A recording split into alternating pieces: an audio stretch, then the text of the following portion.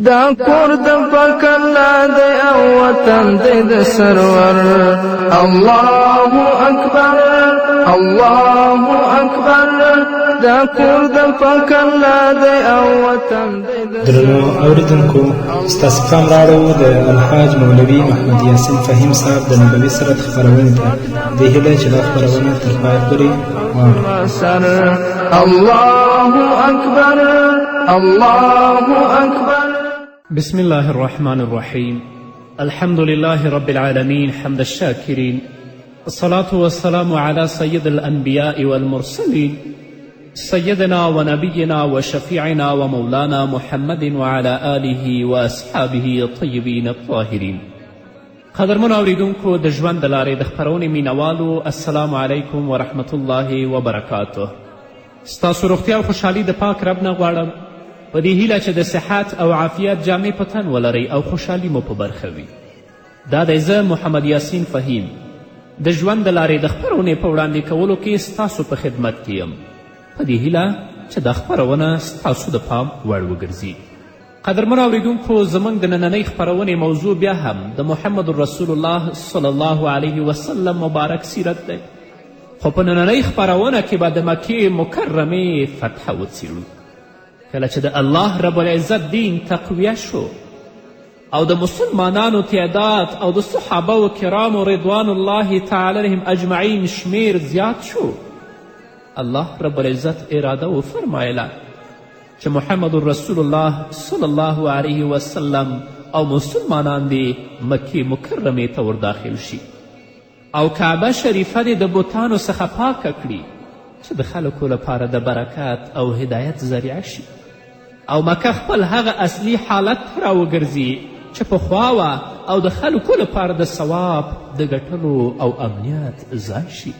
خو د مکې فتحې لپاره یو تمهید دی چې هغه تمهید زه تاسو ته بیان کړم. الله رب العزت د مکې د فتحې لپاره مناسب اسباب او شرایط برابر کړل او د قریشو تعامل هم پکې مهم رول درلود. د حدیبیې د صلح د تړون په وخت دا فیصله شوې وه که څوک د رسول الله صلی الله علیه وسلم په تړون کې شاملېدل غواړي او که څوک د قریشو په تړون کې شاملېدل غواړي نو کولی شي. دا فیصله هلته شوې وه. په همدې اساس د بنو بکر قبیله د قریشو سره او خزعه د محمد رسول الله صلی الله علیه وسلم سره په تړون کې شاملې شوې. بنو بکر قریشو سره تړون وکړ او د خزعه قبیلې محمد رسول الله صلی الله علیه وسلم سره تړون وکړ. په داسې حال کې چې د بنو بکر او خزعه د قبیلو ترمنځ پخواني دښمني موجوده وه. د اسلام په راتګ سره خلک د اسلام په دښمني کې مصروف او خپلې دښمني یې تر یو وخته پورې هیرې کړي. خو کله چې د مسلمانانو او قریشو ترمنځ د صلح تړون وشو نو د بنو بکر قبیلې د دې فرصت څخه په استفاده وغوښتل د خزعه قبیلې نه خپل پخوانی انتقام واخلي. د بنو بکر قبیلې څو کسانو د شپې په خزعه قبیلې په هغو وګړو باندې چې هغوی په خپلو فصلونو باندې اوبه لګولې په هغو باندې حمله وکړه. د دواړو طرفونو ترمنځ خونړۍ نښته وشوه. قریشو د بنو بکر سره د اسلحې مرسته وکړه او د شپې په تیاره کې د قریشو اشرافو په پټه په جنګ کې برخه واخیسته، تر دې چې د خزعه قبیلې حرم ته پناه یوړه او بنو بکر هم ورپسې ننوتل. د هغوی ځینو سړو ویل موږ حرم ته داخل شوي یو، د الله کور ته دلته جنګ ناروا دی. بنو بکر ویل نن ورځ د الله د حرم حرمت پروا ونه کړئ، خپل انتقام واخلئ، بیا به داسې فرصت په لاس در نشي. د خزعه قبیلې ډېر کسان یې ووژل. عمر بن سالم خزاعي مدینې منورې کې رسول الله صلی الله علیه وسلم ته ورغی. دا د خزعه قبیلې مشر او د څه ابیاتو په ویلو سره یې د هغه تړون یادونه وکړه چې د رسول الله صلی الله علیه وسلم او د خزعه قبیلې ترمنځ وه. او د پیغمبر علیه الصلاة وسلام څخه د مرستې او کومک غوښتنه وکړه او د قریشو د وعده خلافي او د تړون ماتولو څخه یې خبر که ورته ویلې پر موږ د شپې په داسې حال کې حمله وکړه چې موږ په خپلو فصلونو اوبه لګولې او د رکوع او سجدې په حالت کې ووژلو. رسول الله صلی الله علیه وسلم ورته ویل ای عمر بن سالمه ستا مرسته شوې ده. قریش د هغه څه څخه چې د خزاعه په خلاف یې کړي په ویره کې ول. کله چې رسول الله صلی الله علیه وسلم ته د دې خبر ورسېده خلکو ته ویل ابو سفیان تاسې ته راځي غواړي چې د صلح تړون مضبوط کړي او وخت یې هم زیات کړي. ابو سفیان مدینې منورې ته راورسېد. مستقیما د خپلې لور ام حبیبې رضی الله عنها کور ته چې د محمد رسول الله ښځه وه د هغې کور ته ولاړ. دا د ابو سفیان لور وه او د محمد رسول الله بیبي وه. ابو سفیان غوښتل چې د محمد رسول الله صلی الله علیه وسلم په بستره باندې کښیني، خو لور یې بستره راټوله کړه. ابو سفیان ویل لورې پوه نه شوم چې دا بستره دې ما لپاره مناسب ونه لیدله او که زه دې په دې بسترې د کښېناستو وړ ونه بللم. هغې ورته ویل دا د محمد رسول الله بستره ده او ته ناولی او مشرک یې، زه نه خوښوم چې ته د محمد رسول الله په بستره باندې کښینې. دا مسلمانان ول چې رسول الله صلی الله علیه وسلم به یې په خپلو پلرونو او اولادونو اوچت ګڼه، هغه ته به یې ترجیح ورکوله. ابو سفیان ویلې قسم په الله ای زما لورې کله چې زما نه لرې شوې تا ته څه عقلي او عصبي تکلیف پیدا شوی دی. هغې ورته ویلې هیڅ کم تکلیف نه لرم، دا د رسول الله بستره ده، زما زړه نه غواړي چې ته مشرک او پلید د محمد رسول الله په بستره باندې کښېنې. ابو سفیان ډیر مایوسه شه رسول الله صلی الله علیه وسلم ته راغی. رسول الله صلی الله علیه وسلم سره خبرې وکړې خو رسول الله هیڅ ځواب ورنه کړ. بیا ابوبکر ته ولاړه، هغه ته یې ویل ځه لاړ شه رسول الله صلی الله علیه وسلم ته زما سفارش وکړه. ابابکر ورته ویلې دا کار زه نه کوم. بیا د عمر، علی او فاطمې د راضي کولو هڅه یې وکړه، هیچا هم ورته مثبت ځواب ورنه کړ. ټولو ورته ویل دا کار زموږ له سویې ډېر اوچت دی. په دې سره ابو سفیان ډېر حیران او مایوسه شو. اوس محمد رسول الله صلی الله علیه وسلم تیاری نیسي چې مکې مکرمې په لور وخوځېږي. پیغمبر علیه الصلاة وسلام مسلمانانو ته د تیاری امر وکړ او خپل کار یې پټ او سري وساته. بیا یې خلکو ته اعلان وکړه چې د مکې په لور د تګ اراده لرو. د پوره او کلکې تیاری امر یې وکړه چې کلکه تیاری تاسې وکړئ. دعا یې وکړه یا الله د قریشو جاسوسان او خبر وړونکي واخله تر څو موږ په ناڅاپي توګه پرته له دې چې هغوی خبر شي مکې ته ورسیږو او په دوی باندې حمله وکړو.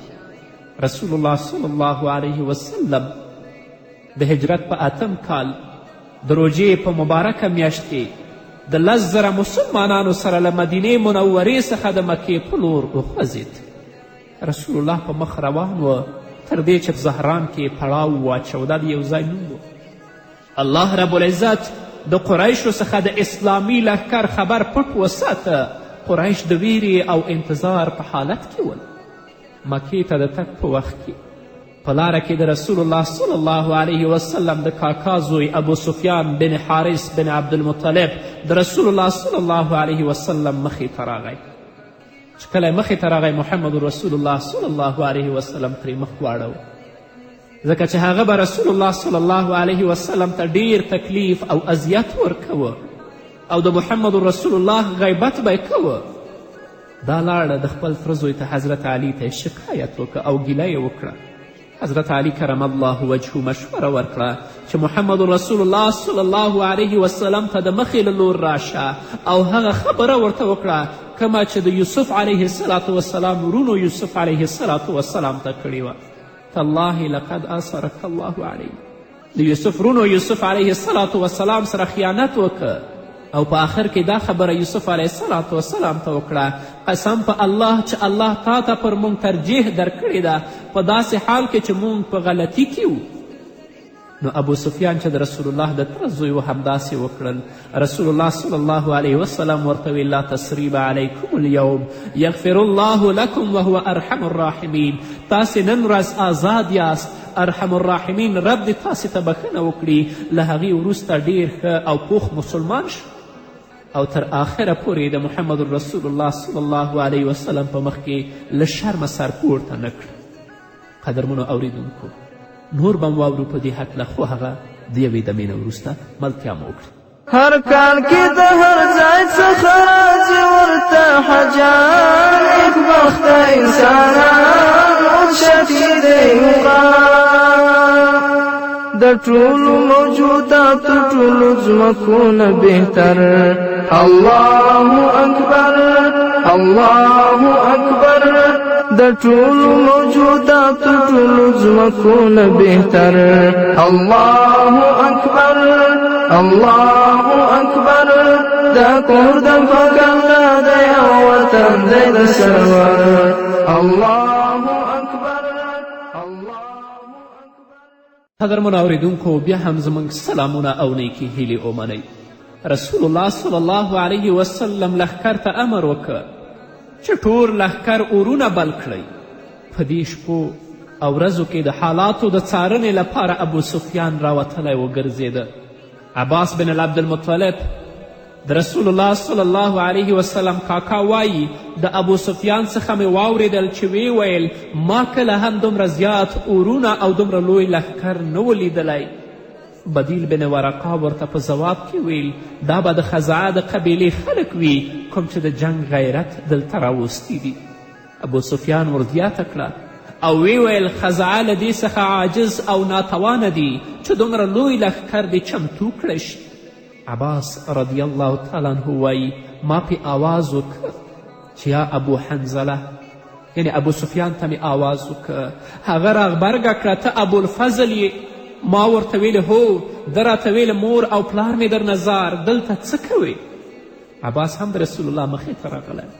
ما ورته ویل دا رسول الله صلی الله علیه وسلم دی، د یو لوی لښکر سره را رسېدلی دی. په الله قسم که لاس یې در باندې بره شو نو هرو مرو به دې سر پرې کړي. حضرت عباس رضی الله عنه چې د محمد رسول الله تره دی، هغه وایي ما ابو سفیان ته ویلې چې دا د محمد رسول الله لښکر دی، که د هغه لاس په تا باندې بری شو نو ستا سر به ارومرو پرې کوي. زما پسې په دې قچره سپور شه چې د رسول الله صلی الله علیه وسلم حضور ته دې ورسوم او د هغه نه امن وغواړو. په دې سره ابو سفیان راغی. حضرت عباس رضی الله عنه وایي او ما سره په قچره باندې سپور شه.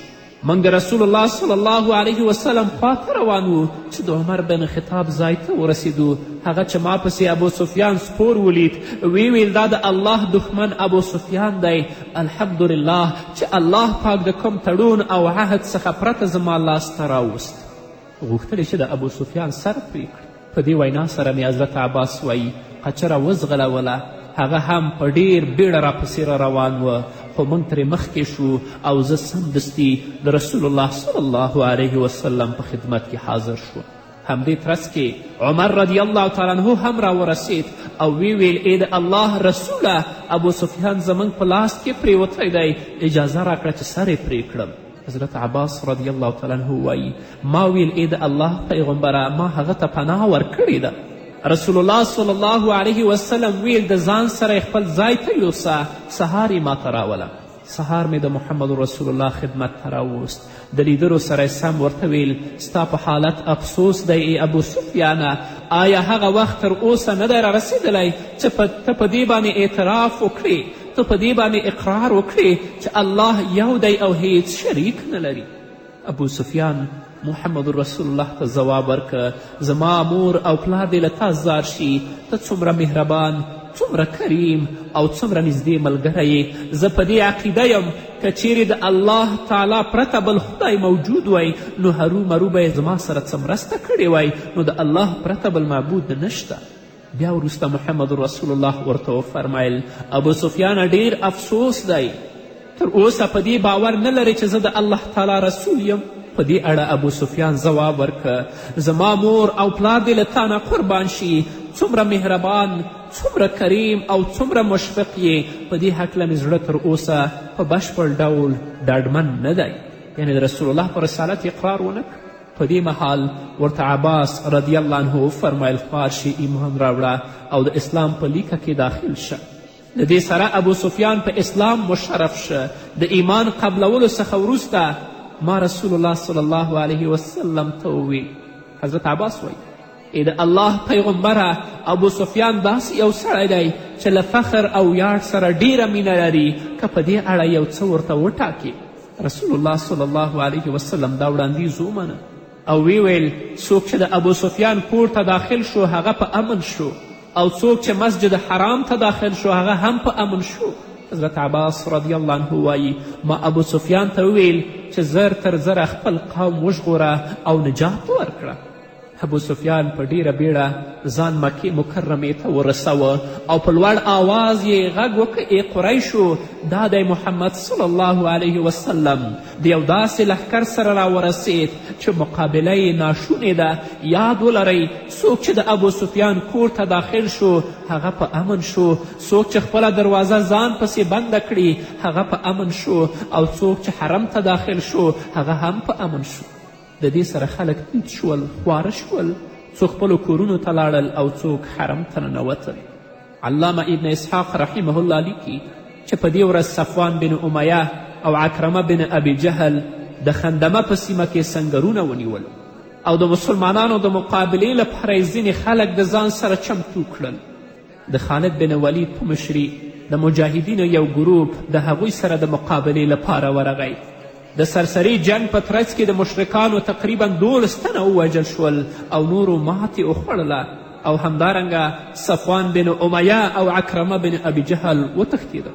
د مشرک لښکر یو ماتی خوړلی جنګیالی خپل کور ته په تیښته بریالی شو او خپلې میرمن ته یې وویل دروازه راپسې بنده کړه.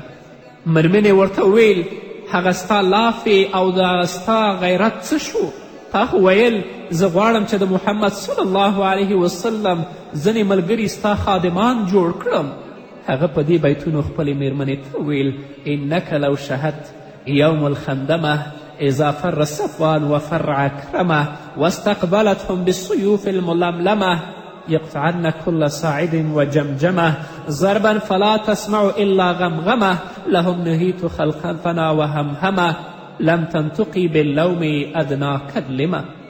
که تا د خندمه صحنه لیدلې وای په کوم ځای کې چې موږ جنګ وکړه، کوم چې صفوان او عکرمه دواړه وتښتېدل، هغه وخت چې د مسلمانانو تورو د هغوی هرکلی کاوه، داسې تورې چې لاسونه او سرونه یې ریبل، داسې ګزارونه یې کول چې تا به یوازې د تورو شنګاړی او د زمرو په څیر اوازونه اوریدل چې موږ پسې وه. که چیرې تا دا صحنې لیدلې وای نو د ملامتیا یوه خبره به دې هم ماته نه وای کړې. نو پیغمبر علیه الصلاة والسلام مکې مکرمې ته داخلیږي او پیغمبر علیه الصلاة والسلام چې مکې مکرمې ته داخلیږي هلته د عدل، د انصاف، همدارنګه د مساوات قانون قایموي. څوک په چا باندې ظلم نشي کولی. هغه د رحمت ورځ وه، د وینو تویولو ورځ نه وه. کله چې په کتیبة الانصار سعد بن عباده ابو سفیان له مخې تیرېده ویل الیوم یوم الملحمه، نن ورځ د سخت جنگ او وینو تویولو ورځ ده، نن به حرمتونه حلالیږي، نن به الله قریش ذلیله کړي. کله چې رسول الله په خپله کتیبه کې ابو سفیان ته راورسید، ابو سفیان ورته شکایت وکړ، ویل ای رسول الله صلی الله علیه وسلم تا وانه ویرېدل. سعد څه ویل؟ رسول الله ویل څه ویلې؟ ابو سفیان رسول الله ته ویل چې سعد ما ته داسې ویلې چې الیوم یوم الملحمه، نن ورځ د سخت جنگ او د وینو تویولو ورځ ده. رسول الله صلی الله علیه وسلم د سعد وینا نامناسبه وبلله او ویل بل یوم یوم المرحمه، اليوم یعز الله قریشا ویعظم الله فی الکعبه، بلکې نن د رحمت او مهرباني ورځ ده. الله به قریشو ته عزت ورکوي او الله به د کعبې شرف او عظمت زیاتوي. رسول الله د هغه نه بیرغ اخلي او د هغه زوی ته ورکوي. کله چې پیغمبر علیه الصلاة والسلام مکې مکرمې ته ننوت او خلک مطمئن شول، نو رسول الله صلی الله علیه وسلم بیت الله ته ولاړه او طواف یې ورځنې وکړه. په لاس یې لینده وه، د بیت الله چاپیره او د پاسه 360 بوتان ول.